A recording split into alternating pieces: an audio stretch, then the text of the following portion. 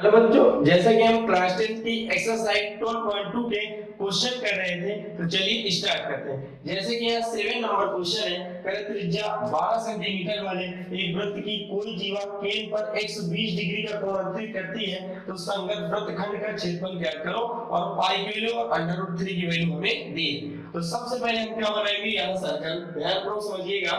सबसे पहले हम क्या बनाएंगे, यहाँ पर सर्कल। ये हमने क्या बना लिया, क्या बना दिया, ये हमने एक बना दिया सर्कल। ये हमने एक बनाया सर्कल, और ये क्या है, केंद्र। तो कह रहे हैं एक वृत्त की कोई जीवा, ये हमने ले लिया, एक क्या ले लिया, जीवा। कह रहा कोई जीवा केंद्र पर, और इस जीवा के द्वारा केंद्र पर ऐसे ही कोण बनेगा। तो कह रहा कोई जीवा केंद्र पर 120 डिग्री, यानी केंद्र पर 120 डिग्री का कोण अंतरित करती है, तो संगत वृत्तखंड का क्षेत्रफल। तो संगत वृत्तखंड कौन सा होगा, ये वाला आपका क्या होगा, संगत वृत्तखंड का क्षेत्रफल। तो कह रहा संगत वृत्तखंड का क्षेत्रफल ज्ञात करो। तो ये आपका क्या है, संगत वृत्तखंड है, और इसी का हमें को क्या करना, एरिया निकालना। तो इसको नाम देते हैं ओ, और ये क्या है ए, और ये क्या है बी। अब ध्यान से समझिए, ये शेडेड एरिया, ये क्या, संगत वृत्तखंड, इसका एरिया कैसे आएगा। आप बोलेंगे सर ये क्या है, त्रिज्यखंड है, और इस त्रिज्यखंड का पहले हमको क्या करना, क्षेत्रफल निकालना है, और फिर इस त्रिज्यखंड के क्षेत्रफल में से हमको ऊपर वाले त्रिभुज का क्षेत्रफल क्या करना, घटा देना। यदि ऊपर वाले त्रिभुज का क्षेत्रफल क्या कर दे, घटा दे। पहले पूरे त्रिज्यखंड का क्षेत्रफल निकालेंगे, और त्रिज्यखंड के क्षेत्रफल में से ऊपर वाले त्रिभुज का क्षेत्रफल क्या करेंगे, घटाएंगे। तो सबसे पहले हम यहाँ देखेंगे, क्या देखेंगे, सबसे पहले हम देखेंगे त्रिज्यखंड। तो यहाँ r इक्वल टू क्या दिया है, 12 सेंटीमीटर।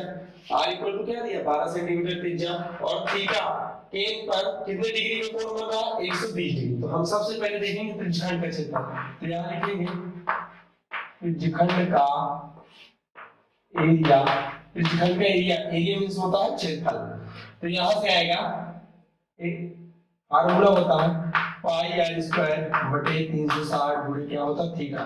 तो यहाँ से क्या करेंगे, पाई की वैल्यू दी है 3.14, तो 3.14 गुणे आर। आर की वैल्यू क्या है, 12।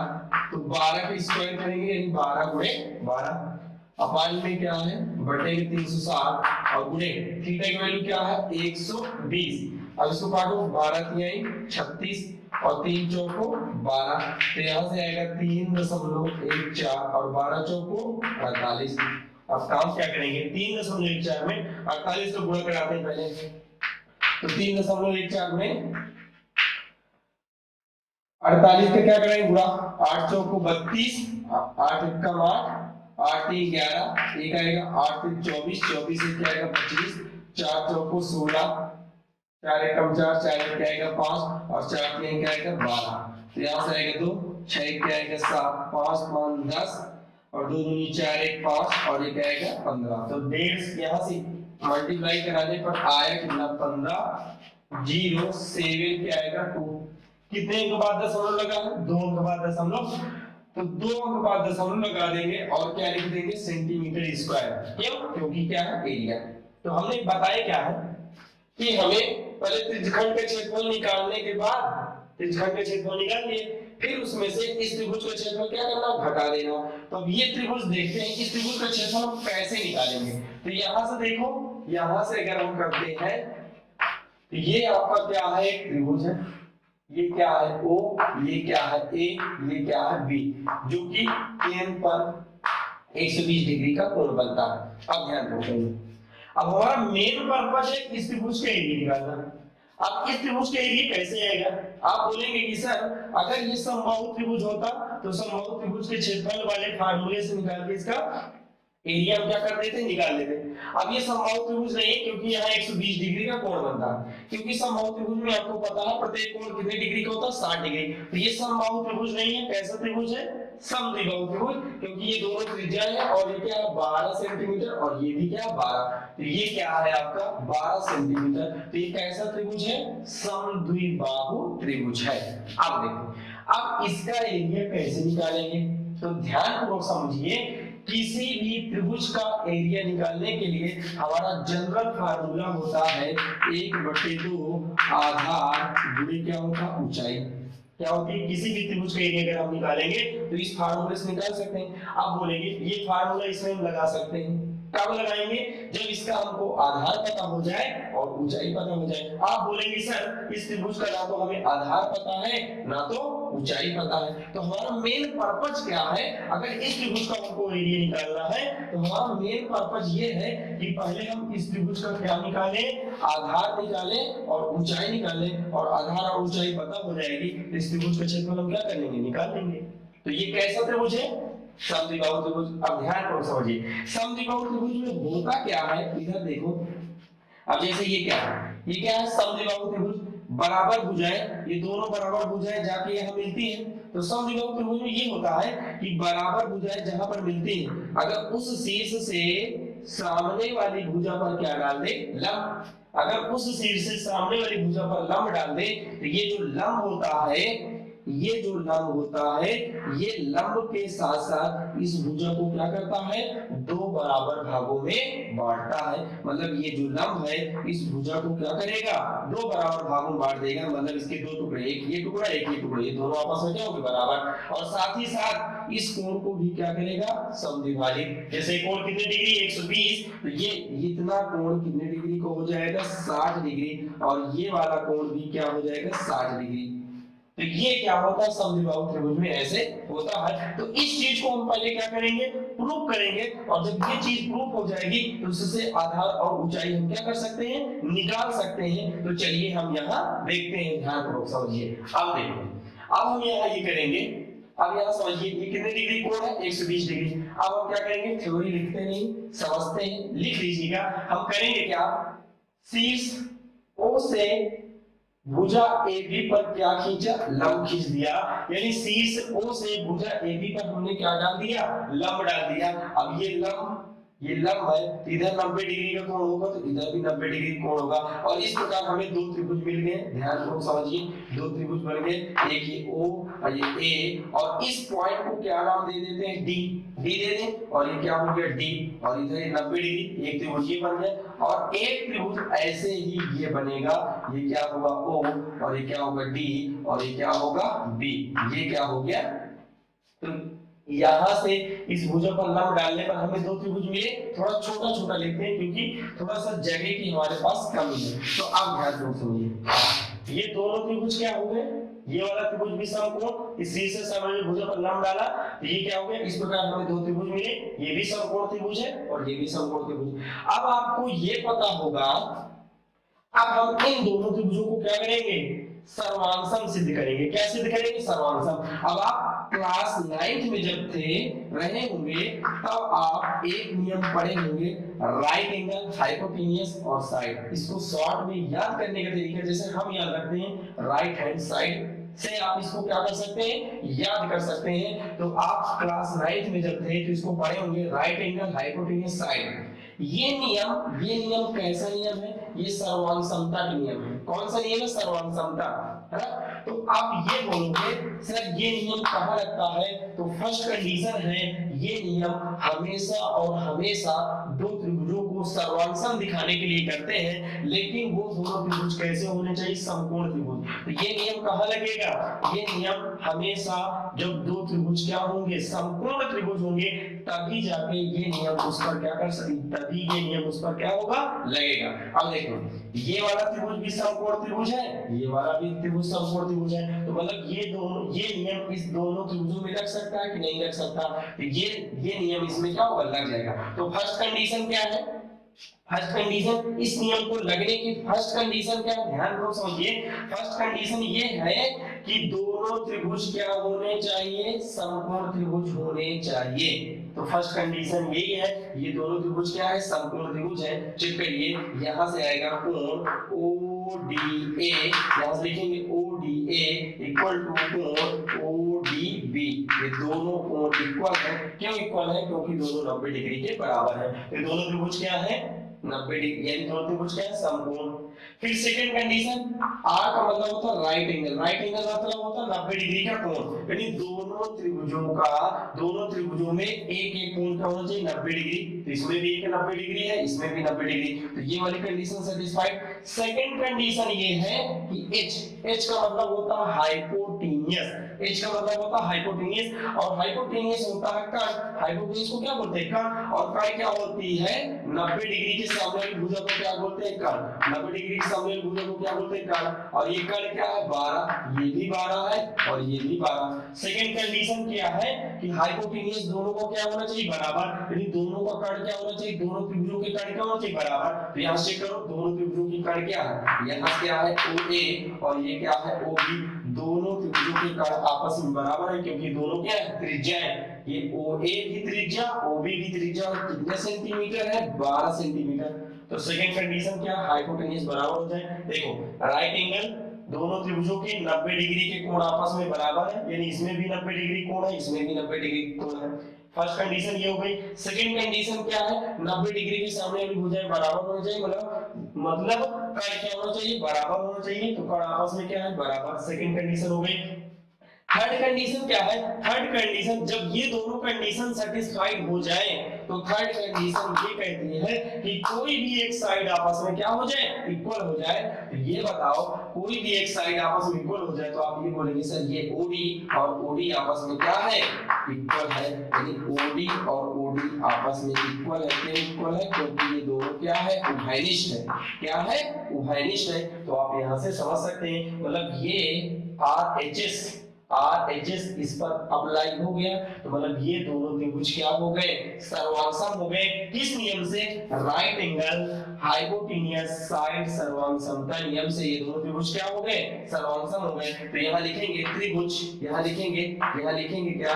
त्रिभुज। देखो, लिखने का तरीका समझना, हम लिख के रहे त्रिभुज AOD सर्वांगसम, AOD सर्वांगसम। अब हम क्या लिखेंगे? त्रिभुज। हमने यहाँ किस से शुरुआत की थी? A। और A, ये जो कैपिटल A किसको बताएगा? कोण A को। ये वाला कोण है। अब बोलो, ये वाला कोण किसके सामने का कोण है? इस भुजा के सामने कोण है। ये वाली भुजा इसके बराबर है, तो ये इसके बराबर है। तो इसके देखो, यहाँ कौन सा कोण लिए थे? A। तो A कौन सा? इसके सामने का कोण A है, तो इसमें भी हम इसी के सामने का कोण लेंगे। क्या लेंगे? B। तो यहाँ से क्या आएगा? B। और फिर बीच में क्या लिया? O लिया, और फिर क्या लेंगे? D। तो यानी AOD त्रिभुज BOD पे क्या है? सर्वांगसम है। किस नियम से? यहाँ से लिखेंगे RHS सर्वांग समता नियम से। अब ध्यानपूर्वक समझिए, मतलब ये दोनों त्रिभुज आपस में क्या हो गए? सर्वांगसम हो गए। किस नियम से? RHS से। अब आपको पता है सर्वांगसम त्रिभुजों के सारे संगत पार्ट आपस में क्या होते हैं? बराबर। ध्यानपूर्वक समझिए, ध्यानपूर्वक इधर समझिए, इधर। अब देखो, यहाँ से लिखेंगे, यहाँ क्या है? त्रिभुज AOD सर्वांगसम त्रिभुज क्या लिखेंगे? BOD, मतलब ये दोनों त्रिभुज क्या है? सर्वांगसम। तो आप कह सकते हैं ये फर्स्ट वाला कोण किसके बराबर होगा? यानी कोण A बराबर क्या होगा? कोण B के क्या होगा? बराबर। और यहाँ देखिए, ये जो कोण O है, सेकंड वाला किसके बराबर होगा? सेकंड के कोण O बराबर क्या आएगा? कोण O के बराबर। ध्यानपूर्वक समझिए, ये कोण O किसके बराबर होगा? कोण O के। इस कोण के बराबर होगा? बिल्कुल होगा। अब देखो, ये वाला कोण कितने डिग्री? 120 डिग्री। अब बोलो, इस 120 डिग्री के दो टुकड़े हो गए, एक टुकड़ा ये हो गया, एक टुकड़ा ये और ये दोनों टुकड़े आपस में क्या है? इक्वल है। तो मतलब ये क्या कितने कितने डिग्री के होंगे? ये 60 डिग्री के होंगे। कितने कितने डिग्री के होंगे? 60। तो ये क्या हो गया? ये भी 60 डिग्री का होगा और ये भी 60 डिग्री का हो जाएगा। अब देखो, इस त्रिभुज को यहाँ उठा के रखो। यहाँ से अगर इसको लेंगे तो यहाँ से थोड़ा सा बड़ा बना लेते हैं। ये क्या है? O और क्या है? A और ये D। अब देखो, ये कितने डिग्री का होगा? 60। और ये कितने डिग्री? 90। अब देखो, ये 60 का है, ये 90 है, तो ये 60 और 90, तो ये जायज बात, ये कितने डिग्री का होगा? 30। और इसकी लंबाई कितनी? 12 सेंटीमीटर है। अरे 60 का, ये 90 ऑलरेडी था, ये 60 का हो गया, तो कितने का होगा? 30 का। अब हम यहाँ क्या लगाते हैं? sin 30। देखो क्या लगाएंगे? sin 30। क्या लगाएंगे? sin 30। और sin का मतलब होता है लाल बट्टे कट्टा। क्या होता है? साइन का मतलब होता है लंब बटे कर्ण। तो साइन का मतलब होता है लंब बटे कर्ण। तो यहाँ से आएगा sin 30 बराबर लंब। देखिए, एक चीज यहाँ समझिए, कौन सा कोण लिए? 30 डिग्री।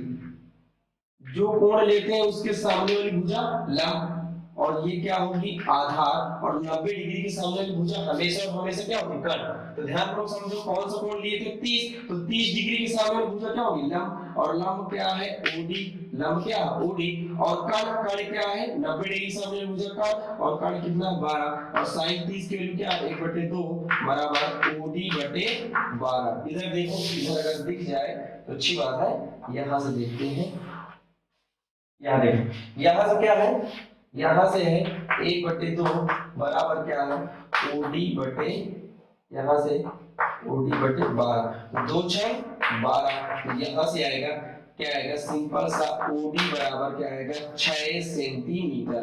तो ध्यान पूर्वक समझिएगा, ये जो ओडी है ये ओडी कितना आया 6 सेंटीमीटर, मतलब ये जो ओडी है ये ओडी कितना आ गया 6 सेंटीमीटर। मतलब इस त्रिभुज की हमको क्या पता हो गई, ऊंचाई पता हो गई, पता हो गई कि नहीं। अब ध्यान पूर्वक समझिए, ओडी हो गया। अब ध्यान पूर्वक किसी त्रिभुज को यहां से लेते, थोड़ा सा जगह हमारे पास कम है। अब यहां देखिए, इसी त्रिभुज को यहां लेंगे तो यहां से हम ये देखते हैं ये क्या है ए, ये ओ और ये डी। अब देखो ओडी का मान कितना आया, ओडी का मान है 6 सेंटीमीटर, ये 60 डिग्री था, ये 30 डिग्री, और ये कितना 12 सेंटीमीटर। ओडी की वैल्यू कितनी आई थी 6 सेंटीमीटर। अब देखो हमको इसकी वैल्यू निकालना है, एडी की वैल्यू। तो एडी की वैल्यू कैसे आएगी, अब हम यहाँ लगाते हैं cos 30, क्या लगा दें cos 30। कौन सा कोण लिए, कौन सा कोण ले रहे हैं 30 डिग्री, और जो कोण लेते हैं उसके सामने भी मुझे लंब, और ये आधार 90 डिग्री सामने भी मुझे क्या होती है cos। और cos का मतलब होता है, देखो लाल बट्टे क्या होता है कट, तो cos का मतलब होता है आधार बटे कट। cos का मतलब क्या होता है आधार बटे कट। तो आधार क्या है, आधार आपका क्या है एडी, आधार क्या है आधार एडी, और कर्ण कितना है 12। तो यहाँ समझिए cos 30 की वैल्यू होती है √3/2, और ये क्या आएगा एडी बटे क्या आएगा 12, तो 2 6 12। और देखो ये इस 6 के इधर मल्टीप्लाई कराएंगे तो सिंपल आएगा एडी बराबर आएगा 6√3 सेंटीमीटर, 6√3 सेंटीमीटर। तो आप यहाँ से समझ सकते हैं। अब एक काम करिए, पहले इसको पूरा नोट डाउन करिए, फिर आगे हम चलते हैं। जैसे यहां से देखिए, अब देखो हमने ओडी की वैल्यू कितनी निकाली थी 6 सेंटीमीटर, और एडी की वैल्यू क्या निकाला 6√3 सेंटीमीटर अभी निकाला। फिर अब देखो हमने आपको बताया था ये जो ओडी है, ओडी क्या है इस त्रिभुज की क्या ऊंचाई हमको पता हो गया है। और एडी देखो ये जो एडी है ये एडी कितना है 6√3। अब देखो ये दोनों त्रिभुज हम क्या सिद्ध किए थे सर्वंसम।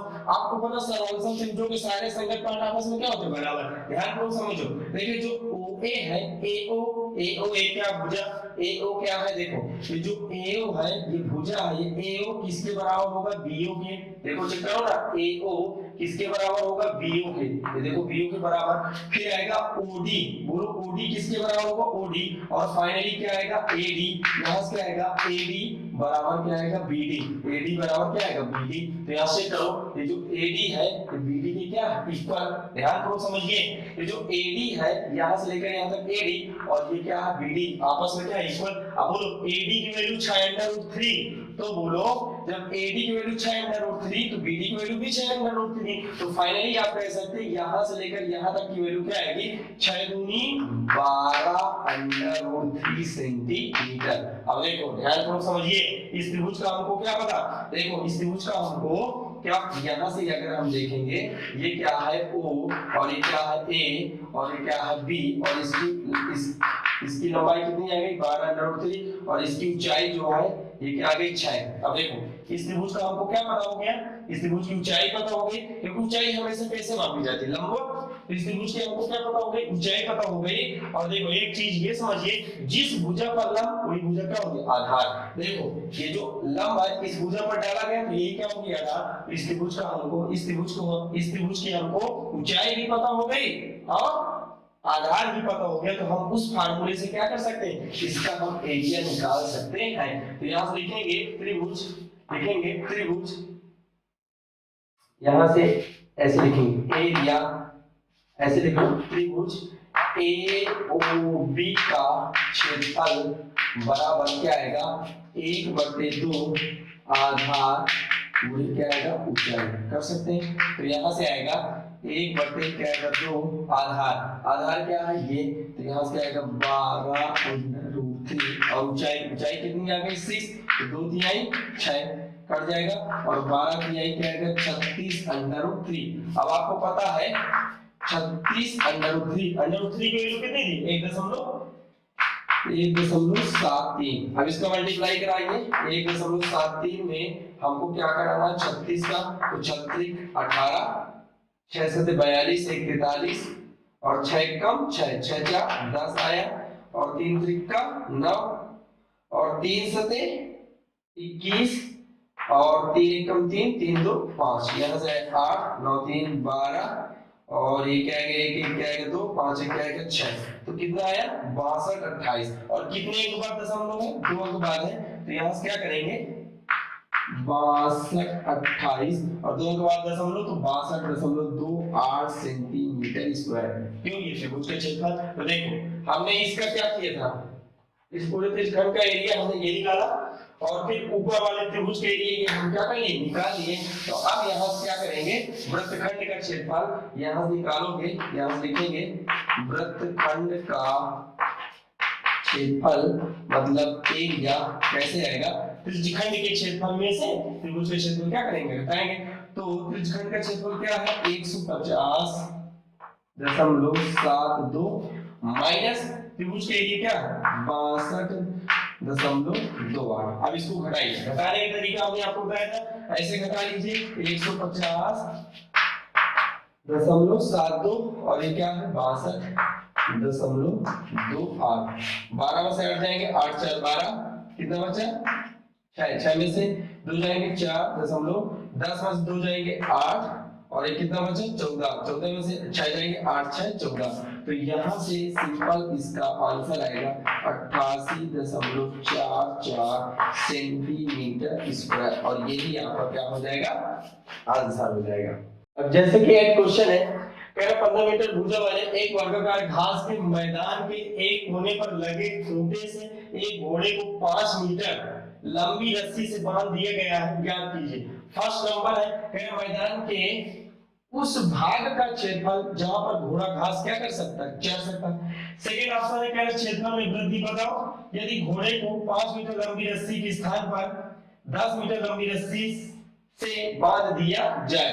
तो पहले हम सबसे पहले फर्स्ट वाला हल करेंगे। यहाँ देखो यहाँ कह रहा 15 मीटर भुजा वाला एक क्या है वर्ग है, वर्गाकार घास का मैदान है, ये क्या है हमने मान लिया वर्ग है। ये इसकी भुजा कितनी है 15 मीटर और वर्ग की भुजा क्या होती है सभी बराबर।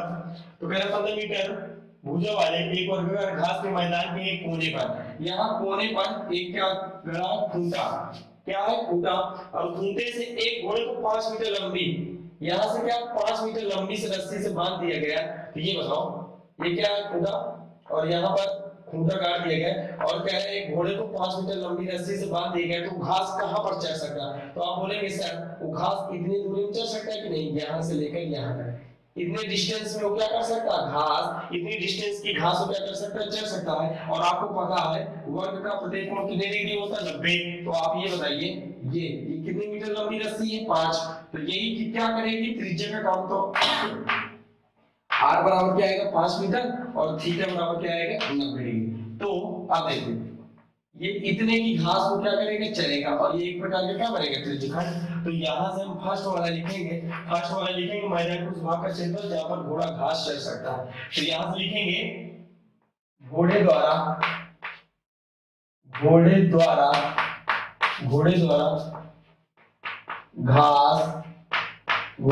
घास चरने का क्षेत्रफल, घोड़े द्वारा घास चरने का एरिया, एरिया मींस क्षेत्रफल। और ये क्या बना एक त्रिभुजखंड बना, तो इसका एरिया क्या आएगा पाई आर स्क्वायर बटे 360 गुणे क्या थीटा। यहाँ पाई की वैल्यू क्या है अभी नहीं रखते 22/7 रखेंगे। यहाँ पाई आर की वैल्यू क्या 5 स्क्वायर है तो 5 गुणे 5 और बटे में क्या आएगा 360 और गुणे क्या है 90 न 4 36। तो यहाँ से क्या आएगा 5 पंजे 25 पाई और अपान में क्या है 4/4। तो यहाँ से आएगा 25 पाई की वैल्यू क्या है 22 बटे क्या आएगा 7 और अपान ये क्या है 4। तो यहाँ से करेंगे क्या यहाँ से आएगा 25 गुणे 22 बटे ये 7 नीचे आएगा तो 4 गुणे क्या आएगा 7, 4 गुणे क्या आएगा 7। अब इसको काटो 2 दूनी 4 तो एकदम 2 करिए। अब देखो 25 में 11 गुणा करो, 11 पंजे 55 और 11 दूनी 22। अब 22 5 27, या तो ऐसे कर लो, ये 5 इधर लिखो और 2 इधर लिखो और दोनों को जोड़ के देखो, ये 5 यहाँ लिख लिया और 2 यहाँ लिख लिया, इन दोनों को जोड़ के बीच में कर दो, 5 2 7 और बटे 7 दूनी 14, 7 दूनी क्या क्या यहाँ से आएगा 14। अब जैसे यहाँ 275 में 14 का हम भाग करेंगे, तो भाग अगर हम यहाँ इधर करें तो 275 भागे 14 है ना, तो क्या आएगा 14 दूनी 28, 14 कम 14 आएगा, यहाँ से कितना आया, यहाँ से 3 आया और यहाँ से आएगा 1 और क्या ले लिया 5 लेंगे और 14 नहीं हम 126, 14 नहीं क्या होता 126, घटाएंगे तो क्या आएगा 9 6 15, ये तो क्या आएगा 9, यहाँ से क्या है 9 और दशमलव अगर हम लगाएंगे तो क्या आएगा 14 छंगम 84, 14 छंगम 84, तो यहाँ से क्या बचेगा 6, क्या बचेगा 6, तो क्या 19.6 आया, तो 19 यहाँ से आएगा 19.6 समथिंग में आएगा। आगे अगर भाग देंगे तो और भी आंसर आ सकता है समथिंग सेंटीमीटर स्क्वायर, मतलब आप कह सकते हैं वो जो घोड़ा है इतने ही घास चलेगा और उसका एरिया कितना है 19.6 सेंटीमीटर स्क्वायर। अब देखो यहाँ सेकंड आपको खुद करना, पहले ध्यान से समझिए, कह रहा है क्षेत्रफल में वृद्धि, कह रहा है यदि घोड़े को 5 मीटर लंबी रस्सी के स्थान पर, कह रहा पहले कितनी मीटर लंबी थी 5 मीटर, ये कितनी लंबी रस्सी कितनी लंबी थी 5 मीटर, कह रहा 5 मीटर लंबी रस्सी के स्थान तो 10 मीटर कर दें, कितने मीटर कर दें 10 मीटर, तो ये बताइए ये जो है ये लंबी ये जो रस्सी है ये 10 मीटर हो जाएगी, क्या हो जाएगी 10 मीटर, ध्यान को समझिए, तो जब ये 10 मीटर हो जाएगी तो अब घोड़ा कहां तक घास चढ़ सकता है, यहाँ तक इतने एरिया में चढ़ सकता, और ये पूरे एरिया में जब घास चलेगा इस पूरे एरिया में घास चढ़ सकता है, और ये एरिया क्या है एक त्रिज्यखंड है, तो यहाँ से करेंगे क्या, यहाँ से वैल्यू बस बदल जाएगी किसकी, पहले 5 मीटर लंबी रस्सी थी तो त्रिज्या का मान क्या था 5 मीटर, अब क्या है 5 मीटर की बजाय क्या बन गया 10 मीटर, मतलब घोड़ा इतने डिस्टेंस तक क्या कर सकता है घास चढ़ सकता है, तो r बराबर क्या आएगा,